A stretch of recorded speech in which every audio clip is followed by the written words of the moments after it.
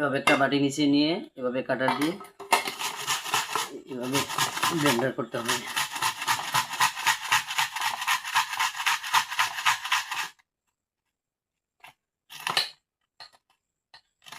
পাশে থাকুন, দেখুন আমি কিভাবে ইলেকট্রিক ব্লেন্ডার ছাড়া এই কাটার দিয়ে কীভাবে পেঁয়াজটা ব্লেন্ডার করি।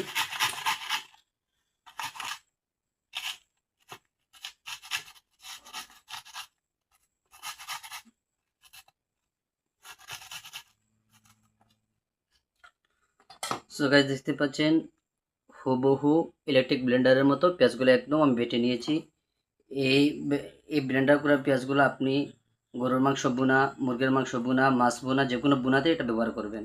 সো খেয়াল রাখবেন, মাছ, গরুর মাংস, সো মুরগির মাংস বোনা করতে পেঁয়াজ কিন্তু দা দিয়ে কেটে কুচি কুচি করে কেটে দিলে হবে না। এভাবে একটা কাটা নেবেন, কাটা নিয়ে এভাবে পেঁয়াজটা ব্লেন্ডার করবেন। ব্লেন্ডার করে গরুর মাংস বোনা, সো মুরগির মাংস বোনাতে ব্যবহার করবেন। আমি রসুন কিভাবে ব্লেন্ডার করি, এভাবে রসুনগুলা বহু ব্লেন্ডারের মতো, ইলেকট্রিক ব্লেন্ডারের মতো এই কাটার দিয়ে ব্লেন্ডার করা যায়।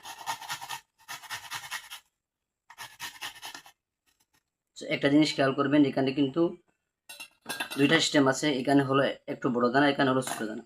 তো বড় দানাটা দিব না আমরা, হুবহু ব্লেন্ডারের মতো করতে হলে আমরা এই ছোট দানাটা এভাবে বসাতে হবে। তো দেখেন একদম ব্লেন্ডারের মতো রসুনগুলা হয়ে গেছে।